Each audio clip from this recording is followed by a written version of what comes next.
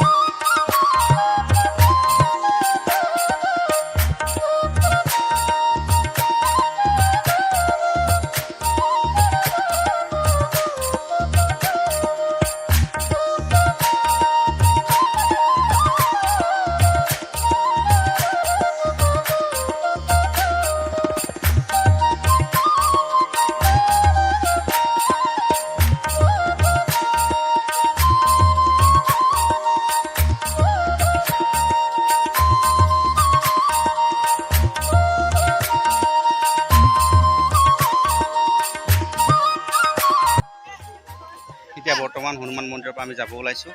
এয়া মন্দিৰৰ পৰা নামি আহিছোঁ। নামি আহি এতিয়া আমি গাড়ীত টমটম লৈ পেলাই ট্ৰেইনৰ ষ্টেচনলৈ যাম। গৈ পেলাই ট্ৰেইন আহিব, ট্ৰেইন আহি পেলাই যাম। আমি গৈ পেলাই আপোনালোকক দেখুৱাই আছোঁ। সোমাম এই সকলোখিনি আমি আগবাঢ়ি আছোঁ ঘৰলৈকে দেখা পাইছে। এয়া এতিয়া আমি আহি ষ্টেচন পালোহি। এতিয়া আমি ট্ৰেইনৰ কাৰণে ৱেইট কৰিব লাগিব। মানে ট্ৰেইন আহিব 5টা বজাত। 5টা বজাত আহিব, গোগামুখ পাবহি। আহি পেলাই আপোনাৰ 5টা বজাত আহিব ট্ৰেইন। এতিয়া 5টালৈকে এতিয়া 2টা বাজিছে আৰু 5টা বজাত আমি ৱেইট কৰিম গোগামুখ ৰেল ষ্টেচনত। তাৰপিছত ট্ৰেইনত উঠিম। ট্ৰেইনত উঠাটো আপোনালোকক দেখুৱাম, চাব। তাৰপিছত গহপুৰ যাম, চাই যাব।